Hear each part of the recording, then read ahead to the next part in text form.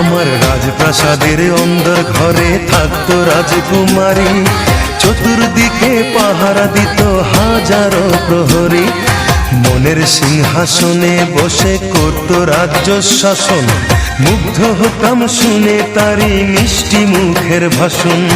মনের রানী ছিল সে যে আমি ছিলাম প্রজা, মনটা যে তার পাষাণপুরী যায়নি তখন বোঝা।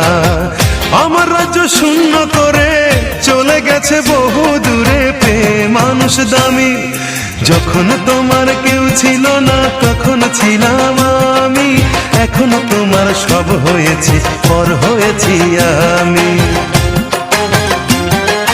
যখন তোমার কেউ ছিল না তখন ছিলাম আমি, এখন তোমার সব হয়েছি পর হয়েছি আমি।